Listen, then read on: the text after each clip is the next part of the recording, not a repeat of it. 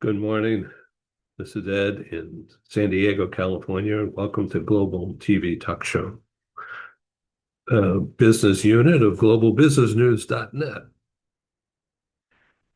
I formed this company in March, Global TV Talk Show on YouTube via Zoom.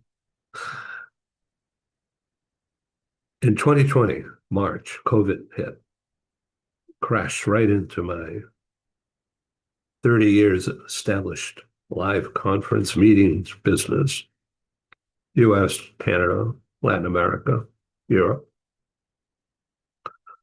I had never done Zoom, but a good friend, Paul, a professional voiceover actor and radio engineer, said, you got to get in front of a camera and learn how to do Zoom and connect all your customers, contacts from around the world.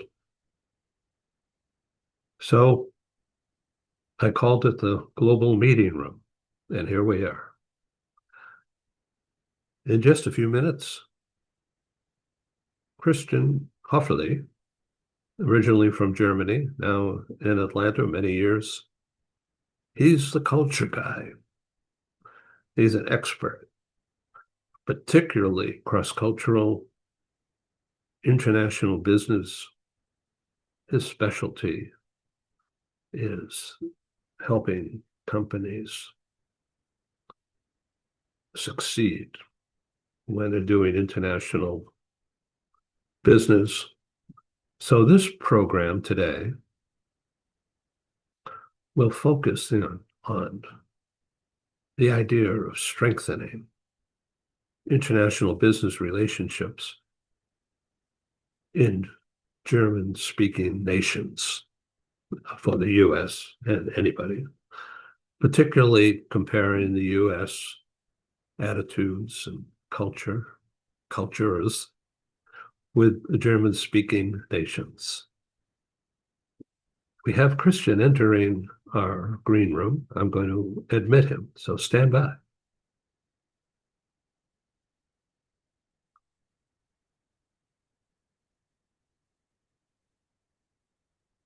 Hello, my friend Hey, how are Christian. you? You are live on Global TV Talk Show. And I was just announcing to the audience in a warm-up that who you are and the fact that you're the culture guy.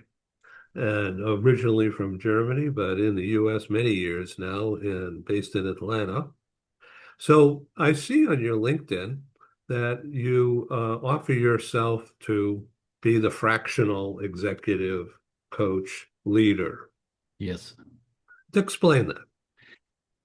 Well, first of all, thanks for having me again, Ed. Yes, German by birth, American by choice. I am now a citizen of both countries. I have to stress that I'm no longer just the German living here. I've become an American. Um, Welcome. well, yeah, thank you. Finally, after all these years, I feel welcome. Um, Fractional chief culture officer is what we call this. This is when clients recognize that a a topical application of training or coaching with one or several members of their staff did the job, but they realize maybe we have more systemic reason for looking at cross-cultural activities within our team, but nobody in senior leadership owns that topic. Very often it's pushed on HR or maybe learning and development if they have that, or organizational development if the structure is large enough to justify that role.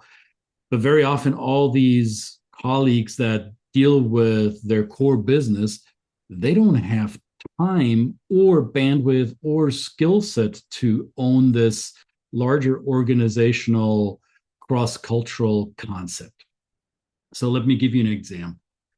One of our clients is a tier one automotive supplier. They have a headquarter in Western Germany, but they also have operations in Poland and India, in China, in the US, in Mexico, and some other locations.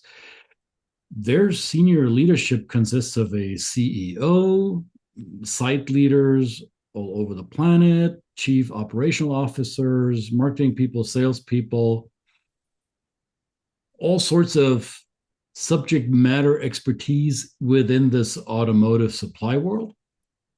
None of them ever was trained or tasked with preparing an organization for their global exposure. And quite frankly, most of these organizations don't need a full-time C-suite member to do this. That's why we've figured out our clients need a fractional role. It's almost like you have an attorney on retainer. Right? You have a specific amount of time per year that you allocate to this client.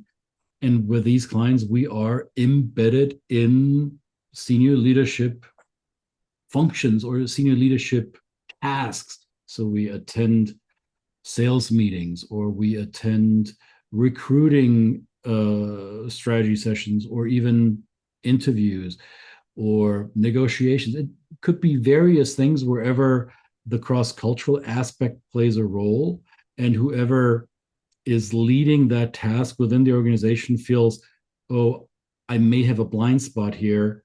Who else can support this? And that's when I or one of my associates gets called into this. Let's talk about the need and the why. In a recent post that I just loved that you did on LinkedIn, and I love the content about the cultural semantic differences and just ways of thinking, uh, almost like a personality um, test Yeah. about how different it is and how dangerous that is to uh, strengthening international business relations because of just ways of thinking Yeah.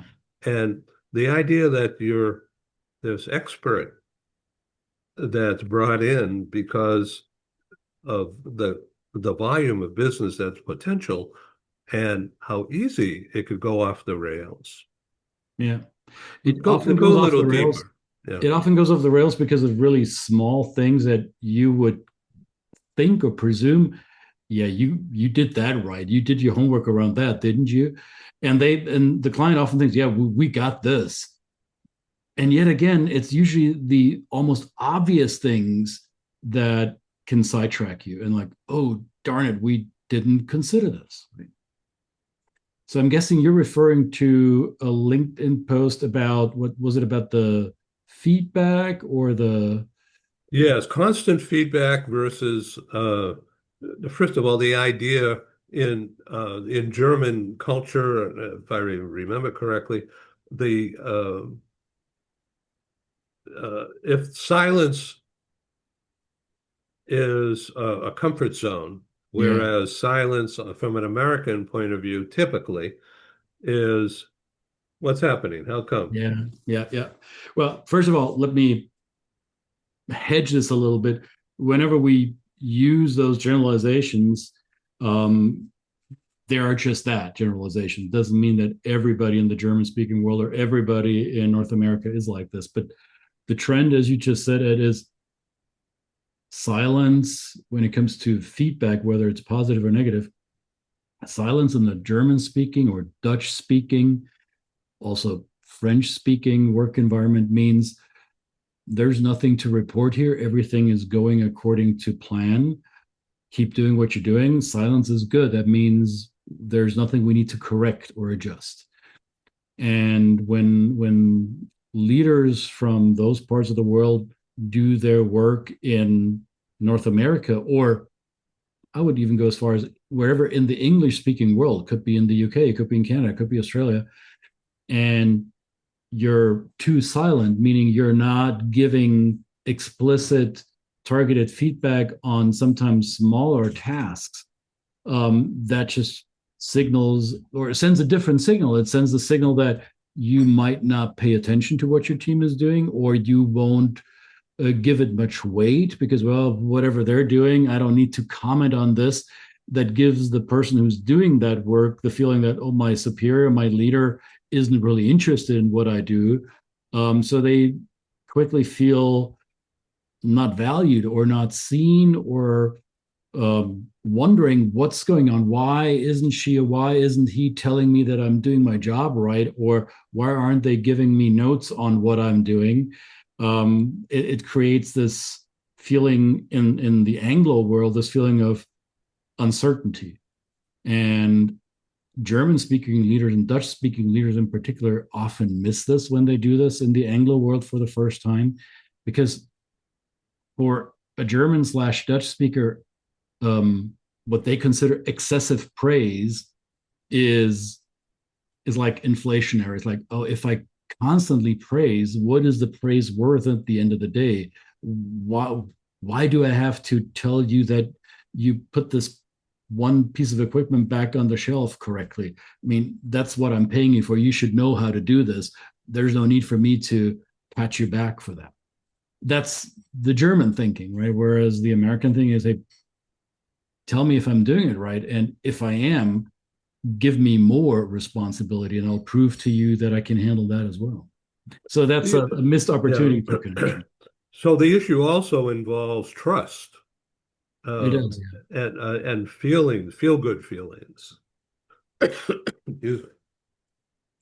I think so, yes. And I think, I mean, you could drill this very deep hole around this, because in Central Europe for centuries, um, manual labor or craft work, any type of specialized work that you need your hands or specific machinery for, involved a rather regimented and strict training program, usually called an apprenticeship program. So the 16, 17, 18-year-old novice to that trade or to that job would be taught by a senior experienced colleague for 2.5, 3 years, at the end of which they themselves will be as competent and universally trained in that career: electrician, car mechanic, or mechatronic in a production environment, or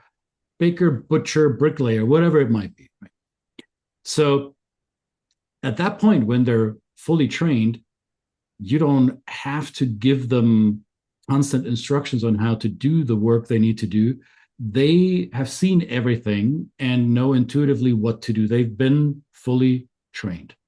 That training, especially in the trades in the US, barely exists anymore. And one of the reasons behind it, it's not a good or bad thing, it just doesn't exist the same way.